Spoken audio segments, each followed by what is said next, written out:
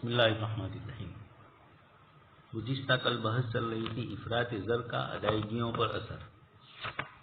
کہ روپیے کی قیمت کم زیادہ ہو جائے، کرنسی کی قیمت کم زیادہ ہو جائے تو آپ نے کسی کو قرض دیا ہو یا کسی سے کاروباری معاملہ ہو اور ابھی رقم نہ آئی ہو،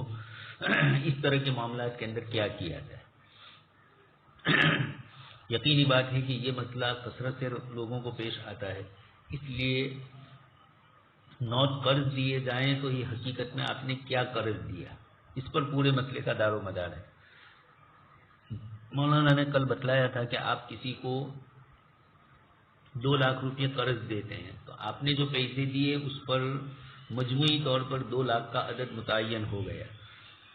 چاہے 100 کا دیا، 500 کا نوٹ دیا، مطلب 2 لاکھ کی گنتی ہو گئی۔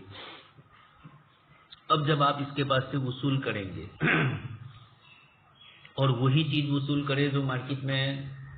چل رہی ہے، یعنی ثمن آپ نے اتنے ہی 2 لاکھ روپے لیے، تو چاہے آپ نے 2 لاکھ روپے لیے ہیں لیکن دونوں کے درمیان جو فرق ہے اس فرق کی روشنی کے اندر ہم یہ کہہ سکتے ہیں کہ جس نے 2 لاکھ روپے لیے ظاہری طور پر اس کو نقصان ہوا۔ 2 سال پہلے دیے تھے وہ الگ تھے، اور اب 2 سال کے بعد جب یہ آدمی واپس لے رہا ہے اس کو جو رقم مل رہی ہے وہ رقم اس رقم کی نمائندگی نہیں کرتی ہے، یعنی کچھ نہ کچھ کمی ہوتی ہے، یہ تو سب جانتے ہیں۔ لیکن اس کو یہ چھوٹی موٹی چیز کو معاف کر دیا گیا ہے، اور جتنی رقم دی ہے قیمت اسمیہ جو ہے وہی قیمت اسمیہ ہی دی جائے گی، ریئل ویلیو جو ہے قیمت حقیقیہ اس کا اعتبار نہیں ہوگا۔ علماء نے مختلف نقطۂ نظر پیش کیے ہیں، اس کو بھی مولانا پہلے ذکر کرتے ہیں، لیکن آپ سن چکے ہیں کہ فتویٰ یہی ہے۔ لیکن فتوے سے پہلے جن جن علماء نے جو باتیں کہی اس کو تھوڑا سن لیا جائے۔ کچھ حضرات نے فرمایا کہ نوٹ قرض دیے جائیں تو یہ اصل میں وہ سونا قرض دیا جو اس کی پشت پر ہے۔ اب اسی مقدار کا سونا لینے کا، یعنی گویا آپ نے جب کسی کو 2 لاکھ روپے دیے تو آپ نے 2 لاکھ کا جتنا سونا آتا ہے وہ اس کو دیا ہے۔ اب جب وصولی آئی 1 سال 2 سال کے بعد وہ قرض واپس لینا ہے تو آپ کو روپیہ نہیں لینا ہے بلکہ آپ کو سونا لینا ہے۔ اس وقت سونے کی کتنی قیمت ہے جس وقت دیا اس وقت اندازہ لگایا جائے، مارکیٹ میں جا کر پوچھ لیا جائے، تحقیق کر لی جائے۔ اب جب 2 سال کے بعد آپ اس کے پاس سے پیسے لے رہے ہیں تو آپ کو پیسے نہیں لینا ہے، آپ نے سونا دیا ہے تو آپ کو سونا لینا ہے، اس لیے کہ یہ روپیہ دراصل سونا قرض دیا۔ کیوں یہ سمجھا؟ جن حضرات نے یہ سمجھا کہ نوٹ کی پشت پر سونا ہے، لیکن آپ سن چکے امریکہ نے 1971 میں فرانس کے ساتھ جب مسئلہ پیش آیا تو یہ کہہ دیا کہ ہمارے پاس جو ڈالر ہے، آپ کے پاس جو ڈالر ہے امریکن کرنسی، ہم نے اس کو انٹرنیشنل قرار دیا، یعنی امریکہ نے، اور ساتھ میں یہ کہا کہ اب جو بھی ہمارے پاس تھے ہمارے ڈالر جو استعمال میں لائیں گے جب ان کو ضرورت ہوگی تو ہم سونا دیں گے۔ لیکن 1971 میں فرانس نے مانگا، امریکہ نے انکار کر دیا، اور اس کے بعد سے اعلان ہی کر دیا ہاں ہم آپ کو ڈالر کے بدلے میں کوئی کرنسی دیں گے، کوئی چیز دیں گے وہ الگ، لیکن سونا دیں گے اس سے امریکہ نے بالکل انکار کر دیا۔ اس لیے اب جو حضرات یہ کہتے ہیں کہ 2 لاکھ روپے قرض دینا یہ ایسا ہے کہ گویا آپ نے سونا قرض دیا، یہ سمجھ میں نہیں آتا، اس لیے مولانا اس پہلے مفروضے کا انکار کرتے ہیں۔ دوسرا، نوٹ کی پشت پر سونا ہو یا نہ ہو، بہرحال سمجھا یہی جائے گا کہ نوٹ کا لین دین دراصل سونے کا لین دین ہے، اس لیے کہ پہلے سونا ثمن تھا، اب نوٹوں نے سونے کی جگہ لے لی، لہذا نوٹ کا لین دین سونے کا لین دین۔ بات ایک ہی ہوئی نتیجے میں، پہلے نے یہ کہا کہ سیدھا یہ سونا ہی ہے اس لیے کہ اس کی پشت پر سونا ہے، لیکن اب پشت پر سونا نہیں رہا۔ دوسرے حضرات یہ کہہ رہے ہیں کہ نوٹ کی پشت پر سونا ہو یا نہ ہو، پہلے جب دینار اور درہم چلتے تھے اور اس کے بجائے روپیہ آ گیا، کرنسی آ گئی، تو اب گویا کہ یہ کرنسی نے نوٹ کی جگہ لی تو یہ گویا کہ در حقیقت سونے کا لین دین، لیکن یہ تو کوئی صحیح چیز نہیں ہوئی۔ اس کو سونے کے مرحلوں سے گزارا ضرور گیا، لیکن جب 1971 میں امریکہ نے انکار کر دیا، اب ڈالر ہی کرنسی ہو گیا تو اب ڈالر ہی کا اعتبار ہوگا، اب سونا بالکل اس پورے لین دین سے نکل چکا۔ یہ نقطۂ نظر بھی درست معلوم نہیں ہوتا کیونکہ یہ بات طے شدہ ہے کہ اب نوٹ سونے کی نمائندگی نہیں کرتے ہیں، یہ خود ثمن عرفی ہے، عرف میں اس کو ثمن مان لیا ہے، اور فلوس کی طرح ہے، ریزداری جس کو پرچونر بولتے ہیں اس کی طرح۔ اور آپ کو پہلے کہہ چکا ہوں کہ پہلے دنیا کے اندر خالص سونا اور خالص چاندی کی اشرفیاں اور سونے کے درہم چلتے تھے. پھر اس کے بعد کھوت والے درہم اور دینار آئے. کھوت 2%, 5%, 10%, اس لیے اس کو بھی سونا اور چاندی ہی کہا گیا. لیکن پھر سونا چاندی تو مارکیٹ میں چلتا ہی تھا. اب ایک آدمی کو ایک چیز لینی ہے اور ایک دینار اس کے پاس ہے اور لینی ہے چیز 5-10 دینار کی، تو باقی دینار اس نے دے دیا تو باقی سامنے والے کے پاس سے کیا ملے گا؟ اس کے پاس تو پورا دینار ہے اور آپ نے تو 15 کا لیا ہے. دینار کے 100 حصے کر کے 15 پیسے جیسے ہمارے یہاں ہوتا ہے روپیے کے، اس طرح آپ نے 15 کا ہی لینا ہے، باقی 85 کا آپ کو نہیں لینا ہے. اب مارکیٹ میں ایسا دوسرا دینار نہیں ہے جو 85 کے برابر ہو، وہ تو 100 کے برابر ہوتا ہے. تو اب اس کے لیے مارکیٹ میں جب یہ پریشانیاں آئی، درہم میں بھی آئی، دینار میں بھی آئی، تو انہوں نے دوسرے سکے بھی چالو کیے. اب دوسرے سکے کے دو مطلب، یا تو سونا اور چاندی ہی لیکن کم مقدار میں، اور بہت زیادہ مقدار میں کم ہو گیا تو پھر اس کا نام رکھ دیا گیا فلوس نافقہ. اس میں بھی سونا اور چاندی ہوتا ہے لیکن بہت کم مقدار میں، اور وہ جو دینار اور درہم تھا وہ خالص تھا، 100 والا، 100% اس میں تھا. اب اس کے اندر تو مارکیٹ میں دوسری دھات کے سکے آ گئے، اور وہ دھات کے سکے مثلا ایک درہم کے بھی 100 حصے ہوتے ہیں. تو اب آپ کیا کریں گے؟ یا تو 15 فلوس نافقہ دے دیے اور اس کے بدلے میں چیز خرید لی، چاہے وہ سونے کے 15 فلوس نافقہ یا چاندی کے مقابلے کے. تو یہ بیچ کی جو ریزگاری مل گئی، اس سے فائدہ یہ ہوا کہ آپ کو اپنی چیز کے بدلے میں دوسری چیز مل گئی اور آپ کا دینار پورا آپ کے پاس سے نہیں گیا.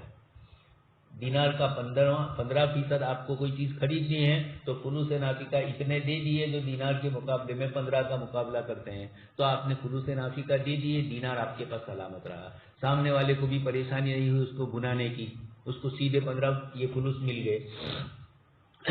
تو مارکیٹ میں فلوس نافقہ بھی آ گئے. اب یہ نوٹ کو کس کی حیثیت دی جائے، یہ ایک مستقل پریشان کن مسئلہ تھا. تو علماء کرام نے یہ کہا کہ یہ ثمن عرفی ہے، اور اس کو من وزین تشبیہ دی فلوس کے ساتھ، کہ جیسے اسلامی نظام سلطنت کے اندر دینار اور درہم کے علاوہ فلوس نافقہ کا رواج تھا، وہ سونے خالص سونے اور چاندی کے نہیں تھے، دوسری دھات اس میں غالب تھی جس کو کھوت والا کہا گیا. لیکن اس کے باوجود ریزگاری کے طور پر اس کا استعمال چلنے لگا. تو اب اس کو بھی یہ سمجھا جائے کہ یہ ثمن عرفی ہے. عرف نے جب اس کو ثمن کہا، جب عرف نکل گیا، چاہے عرف حکومتی ہو،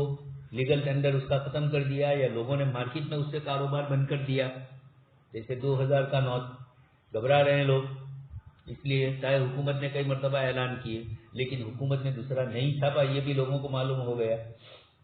تو خیر آہستہ آہستہ حکومت یہ 2000 کے نوٹ کو لے رہی ہے. اب جب ایک آدمی دوسرے سے کاروبار کرتا ہے تو وہ بھی تھوڑا سوچے گا کہ کسی دن بند ہو جائے گی. اگر صرف سیدھا حساب حکومت بند نہیں کرے گی، وہ 2000 کے نوٹ کو لے گی اور اس کے بدلے میں ہمیں دوسرا 500 کی نوٹ وغیرہ دیتے ہیں. خیر یہاں گفتگو یہ ہے کہ یہ ثمن عرفی ہے اور فلوس کی طرح ہے. جب اس کو فلوس کی طرح کہا تو کچھ علماء نے پھر اس سے دوسرا مسئلہ مستنبط کیا. ثمن عرفی اور فلوس کی اپنی ذاتی قدر کا اعتبار ہوتا ہے، ان کو ادائیگی میں سونے سے وابستہ نہیں کیا جاتا ہے. جیسے ہمارے زمانے میں فلوس نافقہ تو نہیں ہے، جو سونے اور چاندی کی دھات میں کثرت سے دوسری دھات ملا کر بنائے گئے ہو. اب تو خالص لوہے کے ہیں، وہ بہت کم ہیں سکے، زیادہ تر کاغذی کرنسی نوٹ ہی ہے. تو اب اس کو یہ سمجھا جائے کہ یہ ثمن عرفی ہے، نوٹ سونے کا اس کے ساتھ کوئی رابطہ نہیں. جب سونے کا رابطہ ہی نہیں ہے تو اب اس کی جو عرفی قیمت ہے جو حکومت نے متعین کی کہ 10 کا نوٹ، 20 کا نوٹ،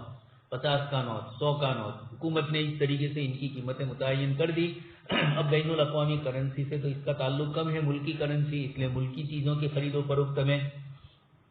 تو آپ نے 2 لاکھ روپئے کسی کو قرض دیے تو آپ نے گویا 2 لاکھ روپئے کے برابر یہ ثمن دیے ہیں. اب جب آپ کو ملیں گے تو ثمن عرفی ہی ملیں گے، جتنا ثمن آپ نے دیا اتنا آپ کو ملے گا. اب آپ یہ کہو گی لیکن 1 سال 2 سال کے بیچ کے اندر یہ قیمتوں کی کمی ہو گئی تو اس کمی کا اعتبار فقہا نہیں کرتے ہیں، اس کی دلیل بھی آگے آئے گی.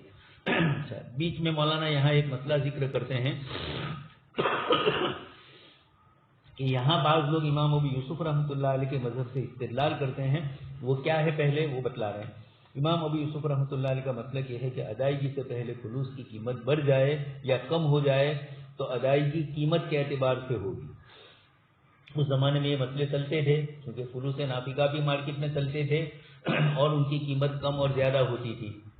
اور درہم اور دینار کی بھی مسئلے چلتے تھے۔ تو اس وقت امام ابو یوسف رحمۃ اللہ علیہ نے یہ فرمایا تھا کہ اگر فلوس نافقہ، چونکہ مولانا نے اس کو یہاں دو لفظ فرمائے، ثمن عرفی ہے نوٹ یا تو، اور فلوس کی طرح ہے، تشبیہ فلوس کے ساتھ بھی۔ اب کچھ لوگوں نے تشبیہ کی بنیاد پر مکمل اس پر فلوس نافقہ کے احکام نافذ کرنے چاہیں ہمارے آج کل کی کرنسی پر، اور اس سلسلے میں امام ابو یوسف رحمۃ اللہ علیہ کا ایک قول ان کی تائید میں ملتا ہے۔ جو حضرات ویلیولیشن کرتے ہیں وہ یہ کہتے ہیں کہ 2 لاکھ ابھی دیے اور 2 سال کے بعد جب 2 لاکھ لیں گے تو یقیناً وہ 2 لاکھ اور یہ 2 لاکھ میں فرق ہوگا۔ اتنی چیزیں ہمیں جو یہ واپس کرے گا 2 لاکھ اس سے نہیں آ سکتی جتنی ہم نے جب اس کو 2 لاکھ روپئے دیے تھے اس وقت، تو گویا یہ فلوس نافقہ کی طرح ہے۔ تو اب جب فلوس نافقہ کی طرح ہے تو فلوس نافقہ میں امام ابو یوسف رحمۃ اللہ علیہ کا فتویٰ یہ ہے کہ اگر آپ نے کسی سے کوئی سودا کیا اور سودا ہوا ہے فلوس نافقہ میں، چیز آپ کے پاس آ گئی اور ادھار ہے، آپ نے پیسے نہیں دیے، اب یا 1-2 دن کا آپ نے وعدہ کیا، اب جب آپ ادا کرنے گئے تو اتفاق سے مارکیٹ کے اندر فلوس نافقہ کی ویلیو یا تو کم ہو گئی یا زیادہ ہو گئی۔ اس کی ویلیو کم ہو یا زیادہ، بائیں اور مشتری میں سے دونوں میں سے کسی کو نقصان ہوتا ہے۔ تو اس بنیاد پر امام ابو یوسف رحمۃ اللہ علیہ نے بیچ کا ایک راستہ نکالا تھا کہ جس دن آپ ادا کرنے جائیں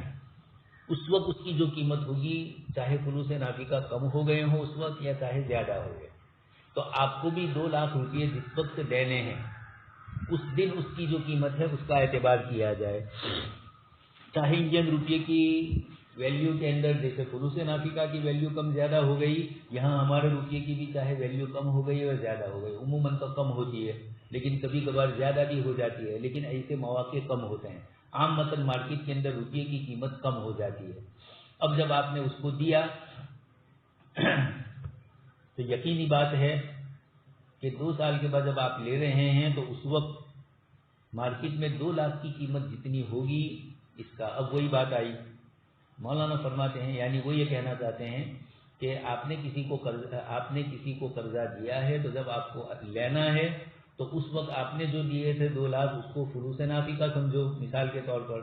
چونکہ مولانا نے خود بھی اس کو فلوس نافقہ کی طرح قرار دیا، تو اس پر استدلال کرنے کے لیے کوئی یہ کر سکتا ہے۔ حضرت مولانا خود ہی اس کو ایک طرف فلوس نافقہ سے تشبیہ دینے کے بعد یہ فرماتے ہیں کہ من کل الوجوہ دونوں 100% برابر نہیں ہے۔ مثال میں چونکہ ہماری یہ روپیے کی کرنسی سونے چاندی ہے نہیں، اور اب انٹرنیشنل مارکیٹ میں سے بھی اس کی سونے ہونے کو نکال دیا، خود انڈیا گورنمنٹ بھی جب ہم کوئی چیز خریدنے جائیں، جب ہم نے 100 روپئے کے نوٹ ہمارے پاس ہے تو حکومت یہ کہتی ہے کہ 100 روپئے دینے کا وطن دیتا ہوں، یہ نہیں کہہ رہی ہے حکومت کہ ہم ان کو 100 روپئے کے برابر سونا دینے کا وطن دے رہے ہیں، چاندی دینے کا وطن دے رہے ہیں۔ جب یہ نہیں ہے تو یقینی بات ہوئی کہ انڈین روپئے کے حال بھی نہ سونے کا ہے نہ چاندی کا ہے۔ تو اب حضرت مولانا اس کو اقرب الی المثال کرنے کے لیے، ہمیں سمجھانے کے لیے فرما رہے ہیں کہ یہ فلوس نافقہ کی طرح ہے، لیکن 100% تشبیہ کا مطلب ہی یہ ہوتا ہے کہ مشبہ بھی اور مشبہ میں کسی ایک وجہ سے دونوں میں مناسبت پائی جاتی ہے، 100% مناسبت نہیں ہوتی ہے۔ 100% ہو تو مشبہ کہاں ہوا، وہ تو مشبہ بھی ہوا۔ اس لیے یقینی بات ہے کہ تشبیہ میں اکثری حالات کا اعتبار ہوتا ہے، 100% کا نہیں۔ اب جب مولانا نے تشبیہ دی ہماری اس کرنسی نوٹ کو فلوس کی طرح، تو کچھ لوگوں نے استدلال کیا کہ فلوس میں تو یہ گنجائش ہے امام ابو یوسف کے یہاں، تو یہاں بھی روپیے میں ہونی چاہیے، اور جس وقت آپ روپیہ دیں اس وقت کی قیمت اور آج کی قیمت کمی زیادتی جو ہوگی اس کے حساب سے اس کا معاملہ کیا جائے گا۔ گویا وہی بات آئے گی کہ پورے 2 لاکھ نہیں دینے ہیں، یا تو کم دینے ہیں یا زیادہ دینے ہیں، قیمت بڑھ گئی۔ تو یہ ایک مسئلہ ایسا تھا جس کی بنیاد کے اوپر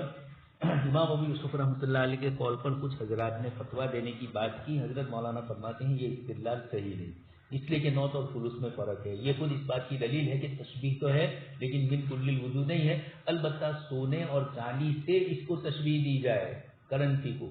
اس کے مقابلے میں اس کو فلوس نافقہ سے تشبیہ دی جائے، اس میں مناسبت زیادہ ہے بنسبت ان دونوں کے درمیان کی مناسبت، یعنی فلوس کرنسی ہماری اور سونا چاندی، یہ فرق ہے، یہ حضرت مولانا سمجھانا چاہتے ہیں۔ فلوس سونے چاندی سے، اس کی سب سے بنیادی دلیل مولانا فرماتے ہیں کہ فلوس کا ربط تو سونے چاندی سے ہوتا تھا، بلکہ فلوس آئے ہی ہیں اس لیے کہ اس میں دوسری دھات ہے وہ زیادہ ہے اور سونا یا چاندی کم ہے، لیکن ہے ضرور۔ اب جب اس میں سونا چاندی بھی ہے اور دوسری دھات بھی ہے، اور میں آپ کو کہہ چکا ہوں کہ ریز گاڑی کے لیے پریشانی آتی تھی، دینار میں جتنا سونا ہے عام متن وہ دینار سب ملتے جلتے ہوتے تھے، کہیں کہیں دیناروں میں فرق بھی ہوتا تھا، کسی دینار میں سونا کم کسی میں زیادہ، لیکن عام متن لوگ جب کاروبار کرتے تھے تو بعد میں جب لوگوں نے دیکھا کہ اس طرح سکے ہیں تو عمومی طور پر یہ لحاظ کیا گیا کہ دینار میں اتنا ہی سونا ہونا چاہیے، تاکہ مارکیٹ میں جب آپ جائیں تو آپ کو کھوٹ نہ ہو، آپ کی دینار میں سونا زیادہ ہے اور سامنے والے سے آپ کو مل رہا ہے سونا کم، اور اب آپ کو وہ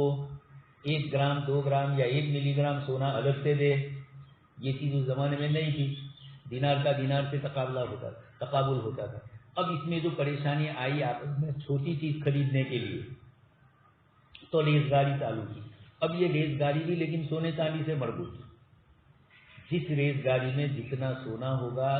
مثلا ایک میں 25% ہے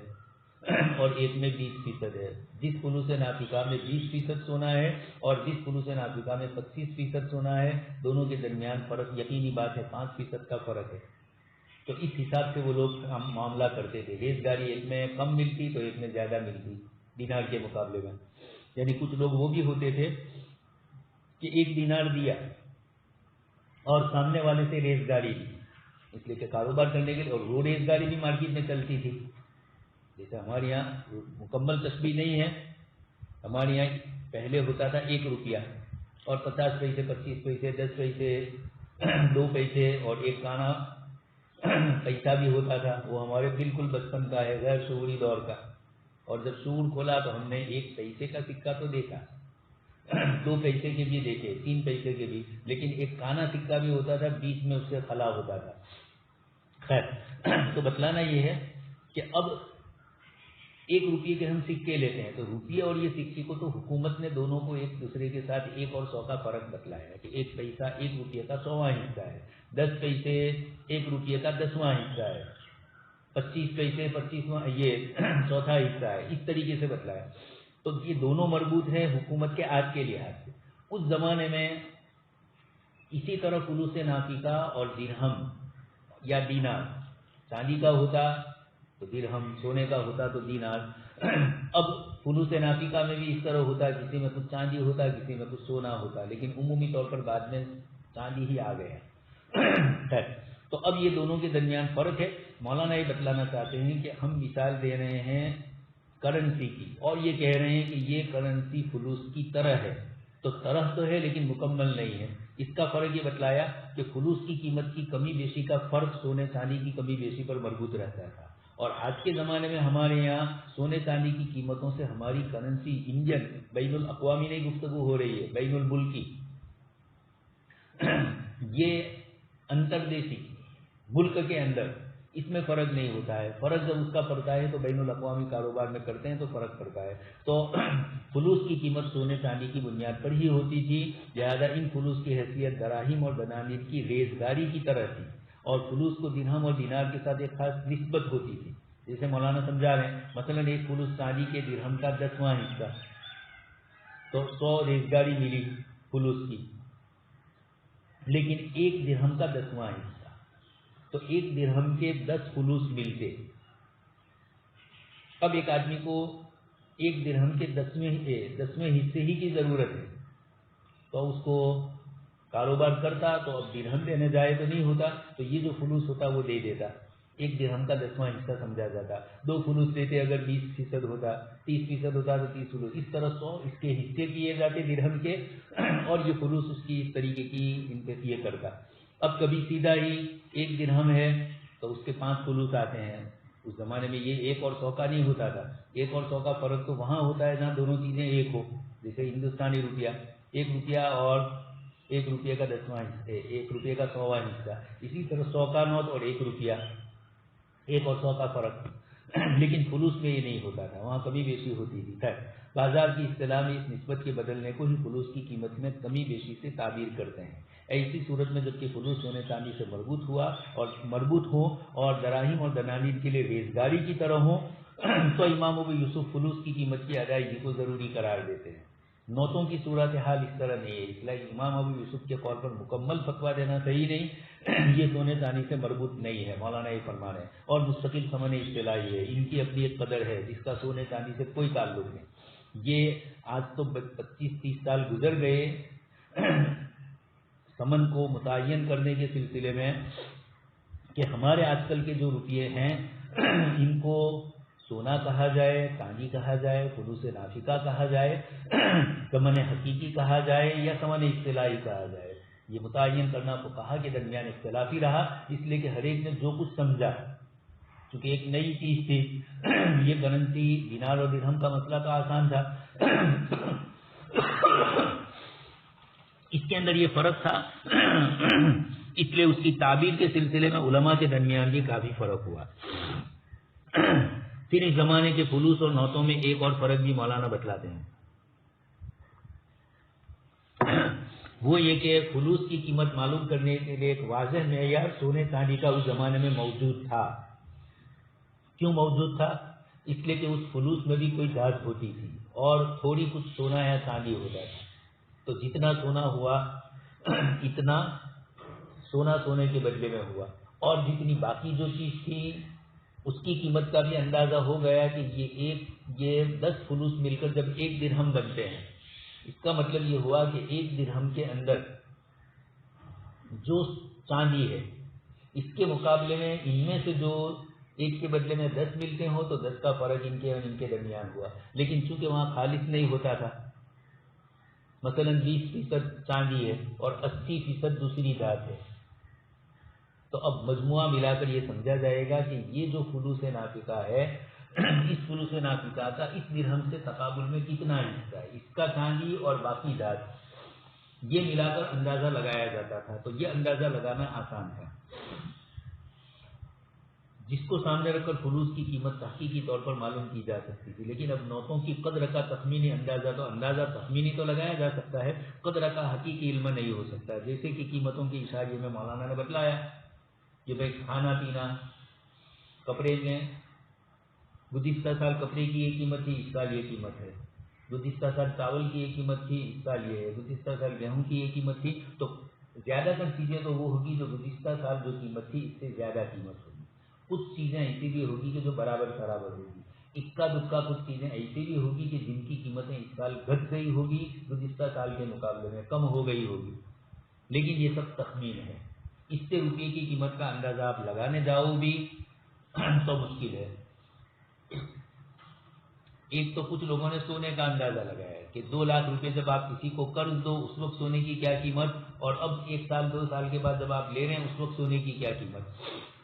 اور اتنا سونا ہی دیا جائے، پھر آپ مارکیٹ میں جا کر اس سونے کو بیچو یا اس سونے کے برابر جتنی کرنسی آتی ہے وہ کرنسی آپ کو ملے۔ کل کہہ چکا ہوں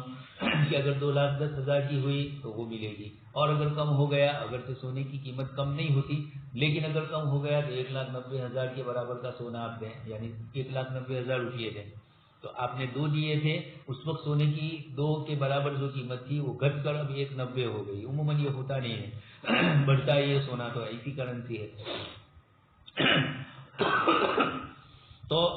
نوٹوں کا اندازہ لگانا صرف سونے چاندی سے یہ تو تھوڑا آسان ہے، لیکن انسانی ضروریات کے اندر صرف سونا چاندی تو نہیں ہے،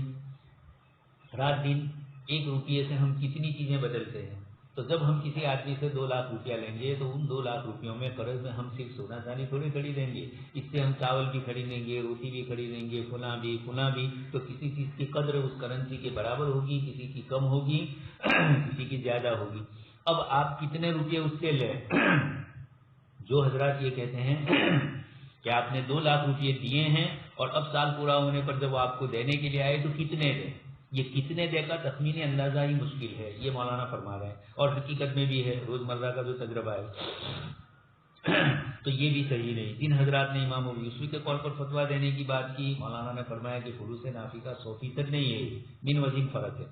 تیسرا نقطۂ نظر جو شد و مد سے پیش کیا جاتا ہے یہ انڈیکسیشن کا نظریہ ہے، اور چونکہ آج کی دنیا سود کی دنیا ہے، اس لیے لوگ اس کو کہتے ہیں. ہمارے علماء نے لیکن یہ فتویٰ نہیں دیا، ورنہ تو یہی ہوتا رہے گا. آپ کسی سے 2 لاکھ روپے قرض لیں گے اور جب دینے کی باری آئی تو مارکیٹ میں آج سونے کی کیا قیمت، اس وقت کم قیمت. آپ عمومی طور پر جب بھی لیں گے تو سونے کی قیمت کا تو فرق ہی ہوگا. اس لیے آپ کو 2 لاکھ دیے ہیں تو آپ کو 2 لاکھ کے اوپر ہی ملے گا. تو اب مسلمان تاجر یہودیوں کی سنیچر کی مچھلیوں کی طرح یہ کریں گے کہ قرضے پر ہی دیتے رہیں گے روپیے، اور قیمت کا فرق بتلاتے ہوئے اس طرح کریں گے کہ 2 لاکھ دیے ہیں 2 لاکھ 10 دو، 2 لاکھ 5 دو، 2 لاکھ 7 دو، تو یہ 4,000 5,000 7,000 قرض سیدھا سود کا دروازہ نہیں کھول رہا تھا تو اس طریقے سے کھولیں گے. تو پھر دنیا میں کوئی کسی کو قرض ہی لے گا، پھر سود کے لیے بینکوں کی ضرورت نہیں پڑے گی. اس سے بچنے کے لیے علماء فرماتے ہیں کہ یہ انڈیکسیشن یہ مشکل مسئلہ ہے، پرائس انڈیکس آسان نہیں ہے. اس کو فرماتے ہیں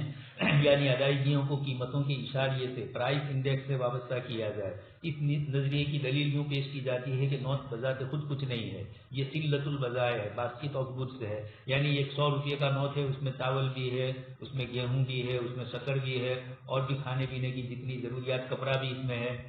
اب 1 لاکھ روپیہ ہے تو اس کے حساب سے، اور 10 کروڑ ہے تو 10 کروڑ کے حساب سے، 10 روپے ہیں تو 10 روپے کے حساب سے. تو گویا کہ یہ جو نوٹ ہے یہ کچھ سامان کا مجموعہ ہے. 10 روپے میں 10 روپے کے برابر سامان. ہم لوگ چھوٹے تھے اور ہمارے محلے میں جو دکان تھی باہر، وہاں عموماً پیچھے غیر مسلم مزدور لوگ رہتے تھے، تو وہ آتے تھے اس دکان پر کثرت سے، اس لیے کہ بیچ میں کوئی دکان ہی نہیں تھی اس وقت. تو وہ اسی دکان پر آتے تھے، تو ہم دیکھتے تھے بیچارے 5 پیسے کا تیل مانگتے ہیں، 10 پیسے کی شکر مانگتے ہیں. اس وقت چونکہ وہ اسی اعتبار سے 20 روپے میں 25 روپے کا تیل کا ڈبہ ملتا تھا، تو وہ جو لینے کے لیے آتے تھے وہ بھی اسی طریقے سے لیتے تھے. ہم جب بہت چھوٹے تھے اس وقت کی بات کر رہے ہیں، ہم لوگ تو چاکلیٹ بسکٹ وغیرہ لینے جاتے ہیں اور وہ بیچارے آتے تو تیل. تو اب وہ دکان والا کیسے اندازہ کرتا تھا، بعد میں مذاق میں نے ان کو پوچھا بھی. اس وقت تو اتنا شعور نہیں تھا، لیکن بعد میں جب بڑے ہوئے اور وہی دکان تھی محلے کے باہر،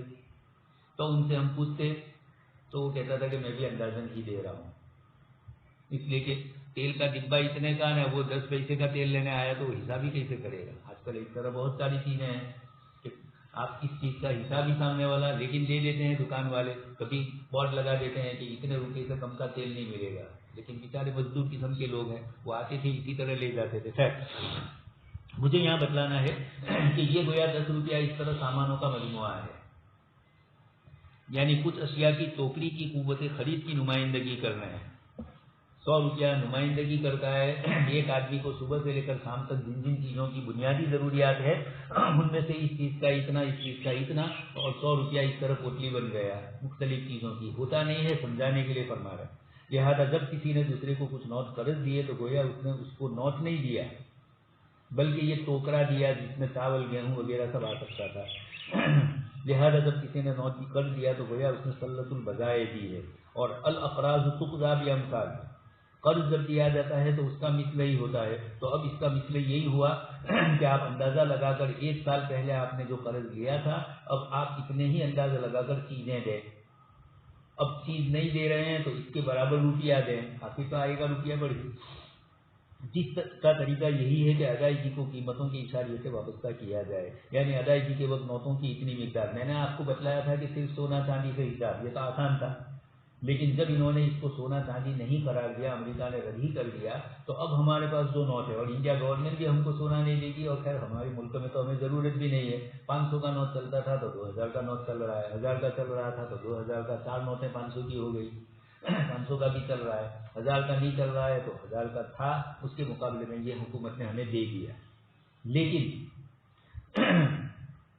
جب چیزوں کے ساتھ اس طرح تقابل کریں گے تو یہ بہت مشکل مسئلہ ہے. یعنی ادائیگی کے وقت نوٹوں کی اتنی مقدار زیادہ ادا کی جائے جو افراط زر کی شرح کے مساوی ہو. مثلا 100 روپے قرض دیے تھے، ادائیگی کے وقت افراط زر میں 10% کا اضافہ ہوا تو 110 روپے ادا کیے جائیں. فقہی نقطۂ لحاظ سے بھی بوجوہ غلط ہے. حضرت مولانا فرماتے ہیں کہ الاقراض تقضی بامثالها کی مثال لے کر آپ جو کہہ رہے ہیں وہ چیز بھی یہاں نہیں بن رہی ہے. ظاہر میں تو عقل پرستوں کو بہت اچھی نظر آتی ہے، اور اسی لیے ان لوگوں نے ویلیولیشن کر کے لوگوں کو قرضے پر روپیے دیتے ہیں اور پھر اس کا سود لیتے ہیں اندازہ لگا کر.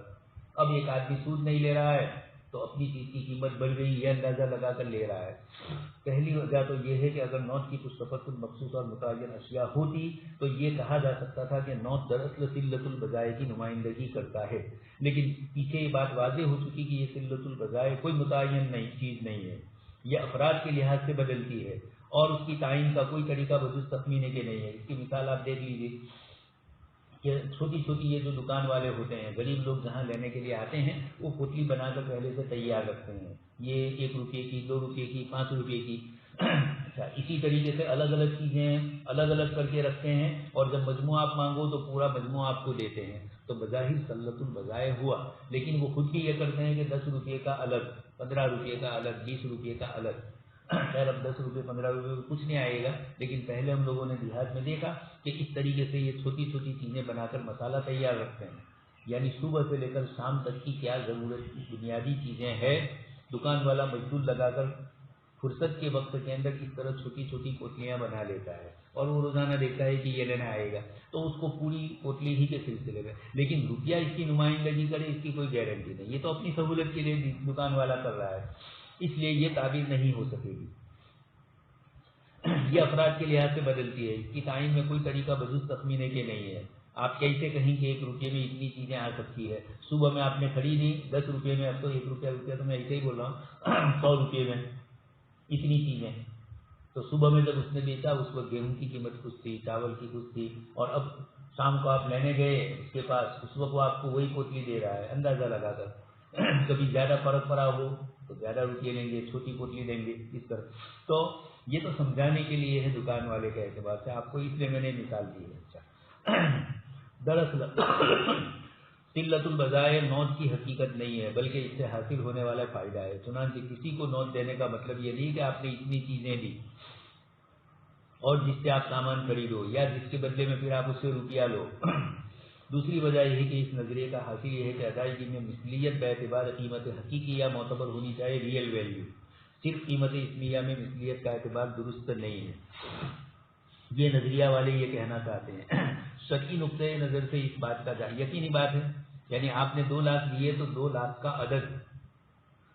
آپ نے نہیں دیا ہے، 2 لاکھ میں جو چیزیں خریدی جاتی ہے اس کے بدلے میں، یعنی اس کا اندازے کے مطابق آپ نے 2 لاکھ دیے ہیں۔ اب اگر آپ کو قیمت اسمیہ کے برابر بعد میں قیمت اسمیہ ہی ملے، جیسے عام مثلا یہی ہوتا ہے قرضوں میں، 2 لاکھ لیے تو بعد میں قرضہ 2 لاکھ واپس کیا جاتا ہے۔ یہ جو سود پسند لوگ ہیں، عقلی دلیلوں سے جن کو کسی طرح سود کو جائز کرنا ہے، وہ اس طرح کی شکلیں نکال کر یہ کرتے ہیں۔ اسلام یہ کہہ رہا ہے کہ اسلام نے جب سود کو حرام فرمایا تو اس کی جو جو شکلیں بنتی ہوگی، ارادتاً بنے بلا ارادہ بنے، اسلام اصل حقیقت کو دیکھتا ہے کسی چیز کی، جیسے آپ قیمت حقیقیہ کا اعتبار کرتے ہیں، اسلام ناموں کو نہیں دیکھتا ہے۔ اس لیے حضرت تھانوی رحمۃ اللہ علیہ نے ایک مثال کے اندر یہ فرمایا کہ حکومت کوئی اسکیم جاری کرتی ہے اور اس کے اندر وہ ہمارے پاس سے جو رقم کچھ لیتی ہے اور جو ترتیب بناتی ہے اس میں وہ سود کا لفظ بولتی ہے کہ اتنا سود دینا ہے، اور حقیقت میں وہاں وہ سود نہیں ہے۔ تو حکومت کے یا کسی کمپنی کے یا کسی پارٹی کے کوئی نام رکھنے سے کوئی چیز نہیں بنتی ہے جب تک کہ اس کی حقیقت شرعی نقطۂ نظر سے سود کی نہ بنتی ہو۔ اب عموماً یہ ہوتا ہے آج کل تو کہ حقیقت بھی سود کی بنتی ہے اور ان لوگوں نے بھی سود کا نام رکھا، البتہ سود ہی ہے، لیکن حکومت کی طرف سے کبھی ایک چیز ملتی ہے اور غریبوں کے لیے حکومت سبسڈی جاری کرتی ہے۔ اب سبسڈی مثلا ایک چیز 1 لاکھ روپے کی خریدنی ہے، حکومت یہ کرتی ہے کہ یہ چیز آپ خریدو گے تو ہم آپ کو 1 لاکھ کے بجائے 90,000 میں دیں گے۔ ایک طرف ہمیں فائدہ ہوا 10,000 کا، اور ادا کرنا ہے ہفتوں سے، یہ بھی ایک دوسرا فائدہ ہوا، لیکن ہفتے سے ادا کرنے میں وہ اب ہمارے پاس سے جب ہفتے لیتے ہیں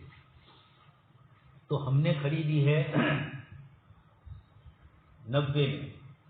10 کا ہمیں انہوں نے سبسڈی دی، 90,000 میں لی، 10,000 کی سبسڈی دی، لیکن اب جب وہ ہمارے پاس سے ہفتے میں ادا کرنے کے بعد وصول کرتی ہے تو اگر 1,10,000 کے برابر وصول کر لیتی ہے تو اوپر کے 10,000 سود ہوئے، لیکن وہ اتنا وصول نہیں کرتی ہے، وہ ہمارے پاس سے 10,000 روپئے کم کیے اس نے ہمیں، اور دوسری طرف جب ہمیں ہفتے سے دے رہا ہے تو 10,000 روپئے انہوں نے سود بڑھایا ہے، یعنی یہ ہفتوں کا سود، انٹرسٹ الگ اور اصل رقم الگ، تو 1 لاکھ میں ہی پڑی ایک غریب آدمی کو، لیکن فائدے ہوئے کہ اتنی مدت میں ادا کرے گا تب بھی اس کے پاس سے کوئی سود نہیں لیا جائے گا، غریب آدمی ہر مہینے کچھ بچائے گا اور بالآخر اس طریقے سے 1 لاکھ قرضہ ادا کر دے گا، تو اس کو کوئی زیادتی دینی نہیں پڑے گی، جبکہ عام متن تاجروں کے پاس زیادتی دینی پڑتی ہے، بینکوں کے پاس زیادتی دینی پڑتی ہے، تو اس سے یہ فائدے سے بچ جاتا ہے۔ نقد اور ادھار قیمتیں الگ الگ، لیکن ادھار کے اندر پھر اس کے بعد ہفتہ اس طریقے سے وصول کرتے ہی ہیں۔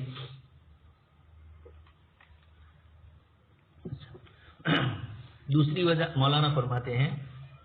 کہ شرعی نقطۂ نظر سے جائزہ لیا جائے تو بات اس کے برعکس ہے۔ شرعی قرض کی ادائیگی میں مقدار میں مثلیت کا اعتبار ہے، حقیقی قیمت میں مثلیت کا اعتبار نہیں ہو رہا ہے۔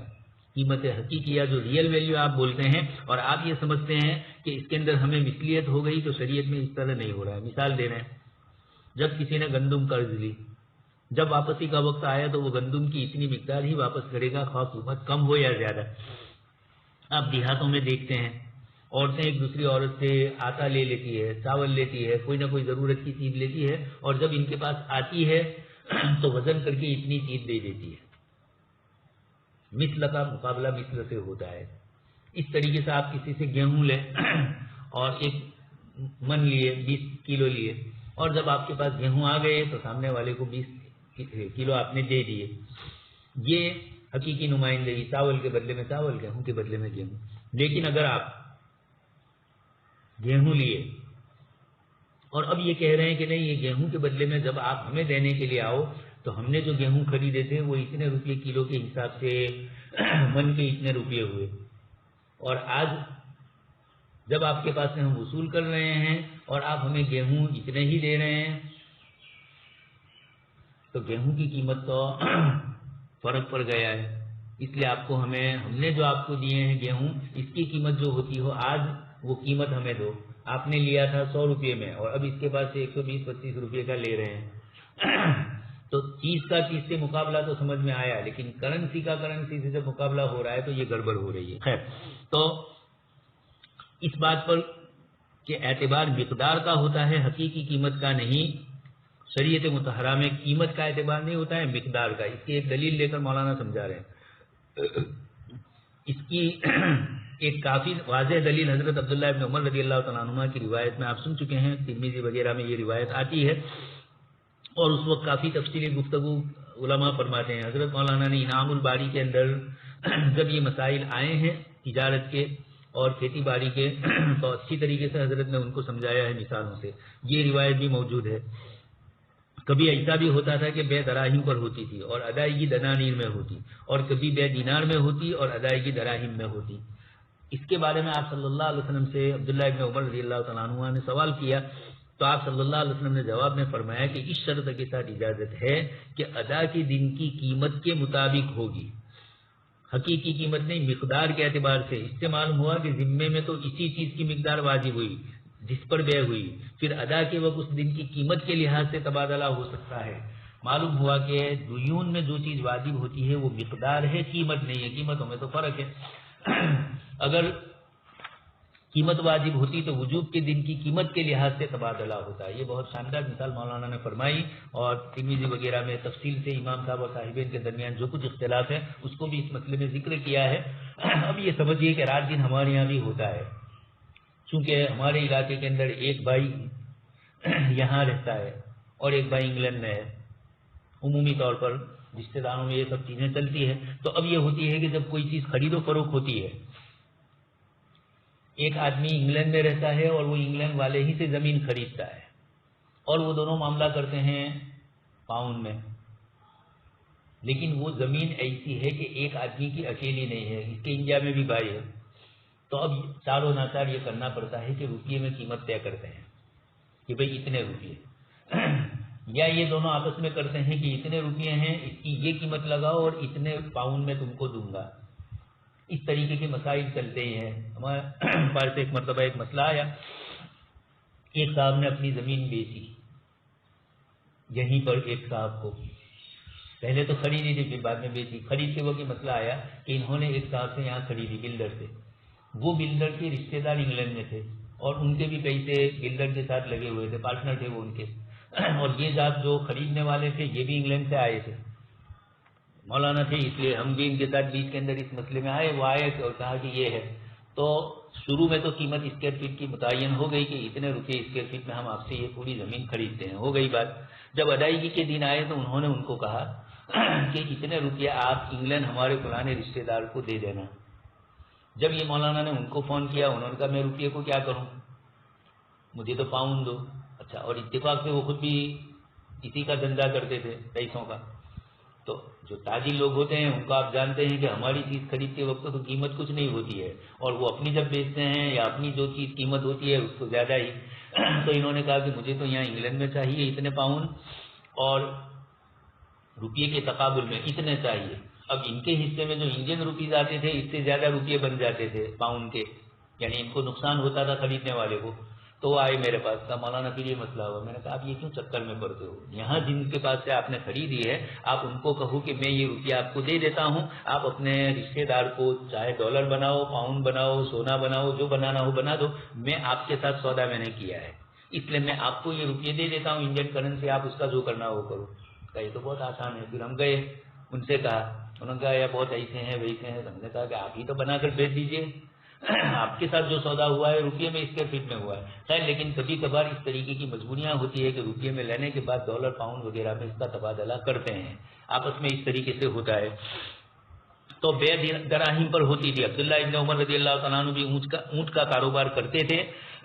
تو یہ فرماتے تھے کہ پہلے ہم کسی کو بیچتے تھے اونٹ تو یہ کہتے تھے کہ دیکھو اتنے درہم میں، مثلا 100 درہم میں ایک اونٹ بیچا مثال کے طور پر، ادائیگی کے دن آئے تو دینے والے کے پاس درہم نہیں ہے، اس کے پاس دینار ہے، وہ کہہ رہا ہے کہ دیکھیے میں دینار، تو اب کیا ہوگا، درہم کی جو قیمت متعین ہوئی تھی یعنی اتنے درہم، ادائیگی کے دن یہ دینار دیتے ہیں، جیسے میں نے آپ کو یہاں مثال دی، روپیے کے بدلے میں اس کے بدلے میں پاؤنڈ، آپس میں چلتا بھی ہے۔ تو یقینی بات ہے کہ آپ صلی اللہ علیہ وسلم نے اس صحابی رضی اللہ تعالیٰ عنہ کو اس شرط کے ساتھ اجازت دی تھی کہ ادا کے دن کی قیمت کے مطابق، دیون کی مقدار کا اعتبار کیا، نفس قیمت کا نہیں، ادا کے دن اس دن کا اعتبار فرمایا، جس دن سودا ہوا اس دن کا اعتبار نہیں فرمایا، یہ مقدار ہی کے فرق کی بنیاد پر آپ صلی اللہ علیہ وسلم نے یہ فرمایا۔ تیسری وجہ یہ ہے کہ اموال ربیہ میں شریعت نے حقیقی مماثلت کو ضروری قرار دیا ہے، اس لیے شریعت نے اموال ربیہ میں مجازفہ کو جائز نہیں قرار دیا، یہ بہت بڑی دلیل ہے، اور ادائیگی کو قیمتوں کی اشاری کے ساتھ وابستہ کرنے میں مجازفہ لازم آتا ہے، اس لیے جب اموال ربیہ ہو، سونا چاندی کا تقابل ہو، روپیہ اور رقم کا تقابل ہو، تو یہ من وزین چونکہ فلوس نافقہ اور من وزین اس کا تعلق سونے چاندی کے ساتھ ہو گیا، اس لیے اموال ربیہ میں شریعت نے آپ سن چکے ہیں 2 ڈھیر پڑے ہوئے ہیں گیہوں کے، تو گیہوں کے بدلے میں بیچیں گے تو ڈھیر کا ڈھیر سے تقابل جائز نہیں ہوگا، وزن کر کے دونوں کو بیچا جائے گا، چاہے مکیال والا ہو آپ صلی اللہ علیہ وسلم کے زمانے والا، یا ہمارے زمانے میں ناپ تول سے جو کلو اور من سے چلتا ہے وہ کرنا ہوگا، یا تو مکیال سے، پیمانے سے، برتن سے، لیکن مجازفہ کسی شکل میں جائز نہیں ہوگا۔ رہا اس سال کے نوٹ کی قوت خرید کم ہونے کے بعد بھی نوٹوں کی اتنی ہی مقدار واپس کرنا جتنی لی ہے قرض خواہ پر ظلم ہے،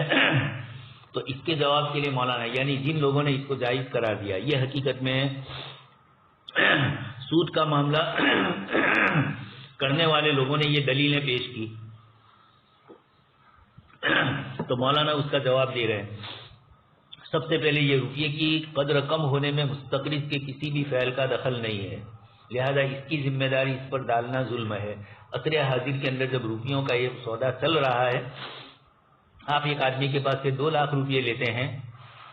اب اگر دیتے ہیں کسی کو 2 لاکھ قرض اور یا کوئی چیز بیچی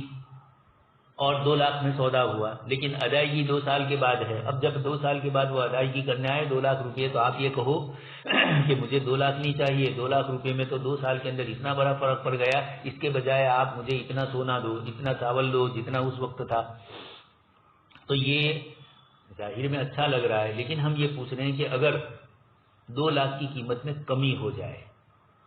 اتفاق سے روپئے کی قدر گھٹ جائے، اور 2 سال پہلے جو آپ نے اس کو قرض دیا تھا 2 لاکھ، وہ 2 لاکھ روپئے، اور اب جب کہ وہ آپ کو 2 سال کے بعد دے رہا ہے، وہ آپ کو اتنا دے رہا ہے جتنا 1,90,000 کا ہوتا ہے، دے رہا ہے 2 لاکھ ہی، لیکن آپ نے جس وقت اس کو دیا تھا اس وقت قیمت یہ تھی اور اب قیمت کم ہو گئی، تو اگر وہ آپ کو کم دے رہا ہے تب تو آپ کو احساس ہو رہا ہے، لیکن اگر وہ آپ کو 2,10,000 دے رہا ہے تو آپ کو اس وقت آپ یہ نہیں کہتے کہ نہیں بھائی قیمت بڑھ گئی ہے، قیمت کم رہی ہے اور آپ کو مجھے 2 لاکھ نہیں دینے ہیں، 2,10,000 جیسے آپ لیتے، زیادہ ہو جاتی تو چیز کی قیمت، تو روپیہ آپ 2 لاکھ کے بجائے 2,10,000 لیں گے، لیکن اگر اس کی قیمت 1,90,000 کے برابر ہو جائے تو آپ 1,90,000 نہیں لیں گے، آپ یہی کہیں گے کہ 2 لاکھ دے۔ تو یہ دلیل ہے اس بات کی کہ آپ ون وے کر رہے ہیں، ایک طرف تو آپ کا فائدہ ہو رہا ہے تو آپ پورا وصول بلکہ زیادہ لے رہے ہیں، اور جب آپ کو کمی ہو رہی ہے تو اس وقت آپ نہیں اعتبار کرتے ہیں۔ تو روپیے مولانا نے جو دلیل کی وہ تو دوسری ہے، مولانا یہ فرما رہے ہیں کہ اس کا بیچارے کا کیا قصور، اس نے آپ کے پاس سے 2 لاکھ لیے تھے، اب یہ 2 لاکھ آپ کو دے رہا ہے، بیچ میں قیمت کی کمی زیادتی ہوئی، یہ انٹرنیشنل یا بین الملکی طور پر ہوا ہے، تو اس میں اس کا کیا قصور۔ دوسرا، کسی کو رقم دینے کی 2 صورتیں، ایک یہ کہ کسی کو منافع میں شریک ہونے کے لیے کسی کو رقم دی جائے، تو منافع میں شریک کا ہونے کا طریقہ قرض نہیں ہے، آپ 2 لاکھ دے رہے ہیں، 2,20,000 لے رہے ہیں، تو آپ ایسا کیوں کر رہے ہیں، اس کے ساتھ قرض کیوں دے رہے ہیں، آپ اس کو یہ کہو کہ دیکھو یہ تمہیں 2 لاکھ کیوں چاہیے، وہ کہے گا فلاں کاروبار کے لیے، تو آپ یہ کہو، یا مثلا مکان خرید کر بیچنے کے لیے میں لے رہا ہوں پیسے، تو اس میں یہ 2 لاکھ 20 لاکھ 25 لاکھ مجھے فائدہ دے رہے ہیں، تو اسی وقت آپ یہ کرو کہ آپ اس کو قرض مت دو، آپ یہ کہو کہ میں تمہارے ساتھ مشارکے میں ہوں، مضاربے میں ہوں،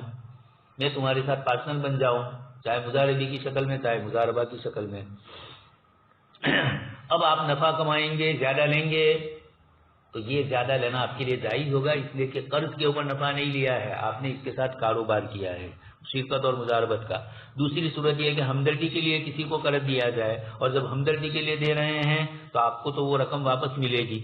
قرض دینے والا اپنے پاس رقم محفوظ رکھتا تو قدر میں کمی کا کوئی بھی ذمہ دار نہیں ہوتا۔ ایسا ہی سمجھو کہ یہ 2 لاکھ آپ کے گھر میں پڑے ہیں، یہ 2 سال کے بعد آپ کو واپس کرنے آیا، آپ کے گھر میں 2 لاکھ روپے پڑے رہتے تو اس کی قیمت میں اضافہ نہ ہوتا، ویسا ہی ہوتا تو آپ کس کو قصوروار ٹھہراتے۔ تو یہاں پر بھی آپ یہی سمجھیے کہ اس کو آپ نے دیے تھے تو امانت تھی آپ کی، 2 سال کے بعد وہ آپ کو واپس کر رہا ہے، تو آپ کے گھر میں بھی پڑا ہوا ہے وہ روپیہ، 2 سال تک آپ نے استعمال نہیں کیا،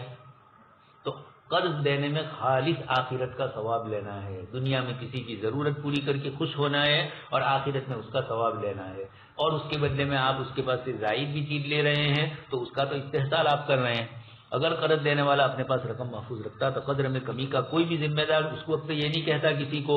اپنے گھر میں 10 لاکھ روپے پڑے ہیں اور اتفاقی طور پر وہ پڑے ہیں اور قیمت کم ہو رہی ہے، یعنی چیزیں مہنگی ہو رہی ہے، تو آپ کس کو قصوروار ٹھہراتے ہیں، کسی کو نہیں ٹھہراتے، وہ آپ کی اپنی مرضی، آپ کے اپنے نفع نقصان کا اندازہ لگا کر آپ پیسے نہیں نکال رہے ہیں۔ اگر قرض دینے والا، اچھا آگے، اگر انڈیکسیشن صحیح اصول ہے تو بینکوں کے کرنٹ اکاؤنٹ میں بھی جاری ہونا چاہیے، حالانکہ کرنٹ اکاؤنٹ میں اسے کوئی بھی جاری نہیں کرتا، ایک تو سیونگ اکاؤنٹ ہوتا ہے جس کے اندر آپ رقم رکھتے ہیں امانت کے طور پر، اور یہ امانت سمجھ کر ہی آپ کی رقم وہاں جمع رہتی ہے، یہ الگ بات ہے کہ یہ لوگ اس کو استعمال کرتے ہیں اور آپ کو اس کے اوپر سود دیتے ہیں، تو وہ تو سود کہلاتا ہے۔ دوسرا ہوتا ہے فکس ڈپوزٹ کا، کسی جگہ پر رقم رکھ لی بغیر کسی اندازے کے، نفع نقصان پہلے سے متعین کر دیا، نفع پہلے سے متعین کر دیا، 10%، 20%، 15%، 17%، 18%، آپ کو سال پورا ہونے پر یہ رقم دیں گی، بینکیں کرتی ہے اس طرح فکس ڈپوزٹ میں۔ بینکوں کو اطمینان ہوتا ہے، آپ کے پاس 1 کروڑ روپیہ لیا اور بینک نے 1 سال کے لیے فکس ڈپوزٹ میں رکھا، تو 1 سال تک وہ اس سے اطمینان سے کاروبار کرے گی، جس کو بھی قرض دینا ہے، آپ کے پاس سے وصولی 1 سال تک کے لیے نہیں ہو رہی ہے تو اس کو اطمینان ہے 1 سال کا، اس لیے وہ اس کے اوپر آپ کو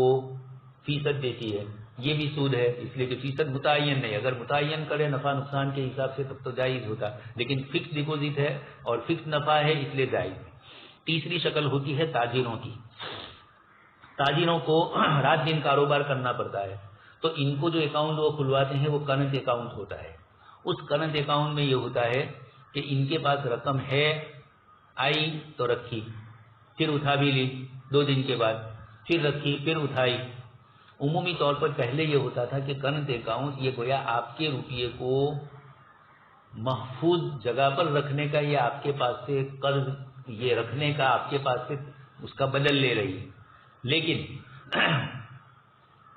بعد میں اب شکل بدل گئی ہے. اب کرنٹ اکاؤنٹ میں پیسے جمع کرواتے ہیں تو بھی سود دیتے ہیں، اس لیے کہ بینکوں کے پاس روپیہ ہی نہیں ہے، جیسا بھی آیا. اب آپ کو یہ کہتی ہے کہ آپ کرنٹ اکاؤنٹ میں رکھتے ہو، 1 دن 2 دن 3 دن کے لیے کرنٹ اکاؤنٹ کا اصول یہ ہے کہ وہ آپ کے پاس سے فیس وصول کرتا ہے.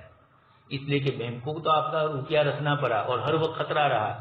آپ نے صبح میں جمع کروایا، دوپہر کو آپ واپس لینے جاؤ، اچانک کسی تاجر سے آپ کا معاملہ ہوا تو آپ کے کرنٹ اکاؤنٹ میں اس کو دینا ضروری ہوتا ہے. سیونگ اکاؤنٹ میں تو وہ آپ کے ساتھ یہ بھی کرتا ہے کہ یہ کہے کہ بھائی آج نہیں ہے رقم، کل لینے آؤ، اور آپ کل لینے جائیں گے. فکس میں تو آپ کو فکس کے پہلے لانا ہی نہیں ہے. کرنٹ اکاؤنٹ ایک ایسا شعبہ ہے جو تاجروں کی اپنی کریڈٹ کے لیے ہوتا ہے. اس کے لیے تاجر جب یہ رقم جمع کرواتا ہے تو بینک کو معلوم ہوتا ہے کہ یہ کرنٹ اکاؤنٹ میں ہے، فوراً ابھی لے لے گا. اس لیے اس کے رکھنے کے لیے جو پریشانی آئی، ان کا جو پورا عملہ کام کر رہا ہے اس میں یہ اس کے لیے بھی کام کر رہا ہے، تو اس کے پاس سے فیس وصول کریں گے. کرنٹ اکاؤنٹ کا یہ معاملہ ہے. اب مولانا فرماتے ہیں کہ بینکوں کے کرنٹ اکاؤنٹ میں بھی یہ جاری ہونا چاہیے، حالانکہ کرنٹ اکاؤنٹ میں اسے کوئی بھی جاری نہیں کرتا. کیا مطلب؟ صبح میں آپ نے 2 لاکھ جمع کروائے، 1 دن جمع کروائے، 2 دن کے بعد آپ لے رہے ہیں. جب 2 دن کے بعد آپ 2 لاکھ روپئے لے رہے ہیں تو آپ کے 2 لاکھ روپئے میں تو کمی آ گئی، لیکن آپ لے لیں، اس کو فیس بھی دے رہے ہیں اور 2 لاکھ بھی لے رہے ہیں. اس وقت آپ یہ نہیں کہتے کہ میں نے جو رقم آپ کے پاس جمع کروائی تھی 2 لاکھ 2 دن پہلے وہ، اور آج جب میں تم سے وصول کرتا ہوں تو 2 لاکھ روپے میں اتنے فیصد کی کمی آئی، کیا 1% کی بھی کسی حصے کی کمی آئی ہو؟ بینک کے جو فکس ڈپوزٹ یہ فکس ڈپوزٹ پھر چلتی ہے 1 مہینے کے لیے بھی، 1 ہفتے کے لیے بھی. پیسہ ہی نہیں ہے بینکوں کے پاس تو 1 ہفتے کے لیے بھی آپ کی رقم وہ جمع رکھتے ہیں اور اس پر آپ کو دیتے ہیں. کیوں دیتے ہیں؟ اس کی وجہ یہی ہے کہ اس لیے ہی دے رہے ہیں. خیر، تو کرنٹ اکاؤنٹ میں روپیہ آتا ہے اور جاتا ہے. آج سے 3-4 سال پہلے میں ویزا لینے کے لیے گیا احمد آباد، تو کرنٹ اکاؤنٹ ہمارے ایوب بھائی کا تھا، اس میں رقم آئی تھی پھر گئی، پھر آئی پھر گئی. تو وہ مجھے کہہ رہی کہ یار رقم تو بہت کم ہے اور یہ لمبا چوڑا بتلانے نیچے تو یہ ہے. وہ بیچاری نوجوان لڑکی تھی. میں نے ان کو پوچھا کہ یہ کرنٹ اکاؤنٹ ہے، کرنٹ اکاؤنٹ میں آپ کی اپنی کریڈٹ ہی بتلانی ہوتی ہے کہ میرا کاروبار اس طرح کا ہوا ہے، اتنے روپے آئے، اتنے گئے، آئے وہ بھی میرے لیے ہے اور گئے وہ بھی دلیل ہے کہ میں تاجر ہوں، میں نے کہیں کوئی سودا کیا ہے. تو پھر اس کی سمجھ میں آیا. میں نے کہا یہ بھی بڑے تاجر آدمی ہے، تو انہوں نے کوئی چیز خریدی تو پیسے تو بینک کے ذریعے دیے اس کو، لیکن چیز بھی تو ان کے پاس آئی ہے اور اس کا وہ کاروبار کر رہے ہیں، تو فیکٹری میں پروڈکٹ ہوگا تو ان کو اس کا نفع ہوگا، جتنے میں خریدی اس سے کئی گنا نفع ملے گا. تو یہ لیکن کرنٹ اکاؤنٹ والے روپیہ جتنا رکھا ہے اتنا ہی واپس لیتے ہیں. یہ مولانا ان حضرات کو دلیل کرتے ہیں جو بینکنگ کے نظام کو بنیاد بنا کر اس طرح کہہ رہے ہیں. دوسری ایک دلیل افراط زر کی صورت میں جیسے زیادہ ادائیگی کو ضروری سمجھا جاتا ہے، تفریط زر کی صورت میں ادائیگی میں کمی بھی ہونی چاہیے، جیسے میں نے آپ کو کہا. حالانکہ ایسا کچھ نہیں، یعنی آپ نے 2 لاکھ روپئے دیے ہیں، اب وہ 2 لاکھ کی قیمت 2,10,000 کے برابر ہو گئی، تب تو آپ 2,10,000 کے برابر اس سے رقم وصول کرنا چاہتے ہیں، لیکن اتفاق سے کرنسی کی قیمت کم ہو گئی اور جب وہ آپ کو 2 لاکھ دینے آیا تو آپ یہ نہیں کہتے کہ 2 لاکھ مت دو، 1,90,000 دو، اس لیے کہ یہاں تو مجھے 1,90,000 میں ہی فائدہ ہو جاتا ہے، میرے روپیے جتنے دیے تھے اتنے. ایسا کوئی نہیں کرتا. تو لینے میں ہی ہے، دینے میں نہیں ہے. افراط کی شکل میں ہے، تفریط کی شکل میں نہیں ہے. جب ویلیو کم ہو جاتی ہے روپیے کی تو آپ اس وقت کچھ نہیں کرتے ہیں، سامنے والے کا نقصان اس کی تلافی کرنے کی نہیں سوچ رہے ہیں. البتہ جہاں کسی کرنسی کی قیمت اس حد تک گر جائے، جیسے مولانا نے بیروت کی مثال لی تھی، وہ اپنی جگہ پر. اس کے علاوہ ایک بات اور علماء کے لیے قابل غور ہے، وہ یہ کہ زر کی قیمت میں کمی بعض اوقات اس طرح ہوتی ہے کہ خود حکومت اپنے سکے کی قیمت گرا دیتی ہے، جسے ڈی ویلیولیشن کہا جاتا ہے. اس صورت میں یہ پہلو غور طلب ہے کہ کیا اس صورت میں یہ کہا جا سکتا ہے کہ حکومت نے پہلے سکوں کو باطل کر کے نیا سکہ جاری کیا اور جس کی قیمت پہلے سکے سے کم ہے. پہلے آپ کو میں کہہ چکا ہوں، حکومت خود مارکیٹ میں روپیہ اگر زیادہ گھوم رہا ہے یا حکومت کو روپیے کی ضرورت پیش آتی ہے تو بانڈز کی شکل میں وہ لوگوں کے پاس سے پیسے وصول کر کے ان کو بانڈز دیتی ہے، بعد میں ان کو بانڈ سے فائدہ ہوتا ہے روپیہ دینے والے کو. لیکن عمومی طور پر یہ ہوتا ہے کہ جب مارکیٹ میں روپیہ بہت گھومنے لگتا ہے یا فورن کے تاجروں کو اپنے ملک میں لانے کی جو نیتیں ہوتی ہے، جیسے منموہن سنگھ نے کیا تھا، डॉलर के मुकाबले में इंडियन रुपये को 50 पैसे कम कर दिया। अब फॉरेन की कंपनियां जब यहाँ कारोबार करने आएगी वो ये समझेगी कि हमें $1 के ऊपर इंडियन 50 रुपये का फायदा है, 50 पैसे का फायदा है, और करोड़ों की तादाद में जब वो कारोबार करेगी और मुख्तलिफ कंपनियां करेगी तो वो ये समझ रही कि ये 50 पैसे से हमें बहुत ज्यादा फायदा, 50 पैसा है लेकिन बहुत फायदा है, या $1 है इंडियन डॉलर के मुकाबले में मसलन 75 रुपये हैं। अब इंडिया वाली हुकूमत ने $1 कम कर दिया और डॉलर के मुकाबले में हमें लेने वक्त तो 76 का होता है, लेकिन जब वो हमारे साथ कारोबार करते हैं तो हमारे रुपये की कीमत कम हो गई, 75 के बजाय 74 हो गया। तो ये जब डॉलर देंगे तो इनको 74 में पड़ेगा, 75 के बजाय, ये $1 का फायदा। ये सोचकर कंपनियां कारोबार करती है। हुकूमत ये समझ रही है कि अभी वक्ती तौर पर रकम की जरूरत है, तो अगर $1 कम लेकर भी हम इन फॉरेन की लोगों को यहाँ दावत देते हैं या अपने मुल्क के ताजिरों के साथ ये मामला करते हैं, तो जब उसके बाद कारोबार होगा तो हमें फायदा हो जाएगा मुल्क को। तो अपने मुल्क की करेंसी गिराने का खुद हुकूमत कभी या तो मजबूरी में करती है या कारोबार को तरक्की देने के लिए करती है। मौलाना ये फरमाते हैं कि उस मौके पर जब हुकूमत खुद ये मामला करती है, हुकूमत की अपनी जो नीयत हो, लेकिन यहाँ होता है रुपया में कमी, उस मौके पर आप ये नहीं सोच रहे हैं कि आपने जो रुपया दिया है उसमें तो कमी आ गई। डॉलर के मुकाबले में अंदाजा करके अगर 2 लाख रुपये दिए हैं तो 75 रुपये का $1 और उसके बदले में अब 74 का हुआ, तो इसको जो कमी हुई वो आप तलाफी करें उसकी। ऐसा तो कोई नहीं करता है जिसकी कीमत पहले सिक्के से कम है। गोया ये समझा जाए, या तो आप ये समझो कि हुकूमत ने पहले जो रुपया जारी किया था अब वो रुपया दूसरा है, इसलिए कि अब वो कीमत में कमी आ गई। सर रुपया कम हुआ न हुआ हो, यानी रुपया बदला हुआ है न बदला हो, लेकिन यकीनी बात है कि एक आदमी ने आपको जो 2 लाख रुपये दिए थे, अब जब आप उसको अदा कर रहे हैं तो उस मौके के ऊपर ये रुपये में कमी आ गई है, इसलिए कि रुपया डॉलर के मुकाबले में इतना कम हुआ। उस वक्त हुकूमत खुद रुपये की वैल्यू कम करती है, तो मजमूई तौर पर 2 लाख में जो कम हुआ हो डॉलर के मुकाबले में 75 रुपये के बदले में 50 पैसे या $1, ये मजमुआ मिलाकर जितनी कमी हुई है आप उसको अदा नहीं करते हैं। अगर सिक्के की कीमत में हुकूमत की तरफ से कमी की तशरीह की जा सकती हो तो उस वक्त तो कहा जा सकता है कि कर्ज की अदायगी साबिक सिक्के की कीमत के बराबर नए सिक्के में की जाए। मौलाना फरमाते हैं कि जब आप इसको एक अलग सिक्के की शक्ल समझ रहे हैं, अगरचे ऐसा कुछ नहीं बोलते, बल्कि बहुत से लोगों को तो पता भी नहीं होता है, कर्ज लेने देने वालों को। ये तो जो लोग तिजारत करते हैं खास करके बैनुल अक़वामी, उनको एहसास होता है, इसलिए कि इंडियन रुपये की कमी मुल्क में असरअंदाज नहीं होती है। इंडियन रुपये की कमी ये फॉरेन करेंसी जिसके मुकाबले में कमी हुई है उन करेंसियों के साथ जो लोग मामला करते हैं। अब मसलन इंडिया का एक ताजिर है, वो फॉरेन से कोई चीज मंगवा रहा है 1 करोड़ रुपये में, अब रुपये की कमी डॉलर के मुकाबले में 50 पैसे, 1%, $1 50 पैसे कम हुए हैं, तो 1 करोड़ के जितने डॉलर बनते हैं इन मजमूई डॉलरों के ऊपर इतनी कीमत कम हो गई। अब जब वो आपको देने आया तो आपको तो कीमत कम हो गई है, उसके बावजूद आप उसके पास से पूरे 2 वसूल करते हैं,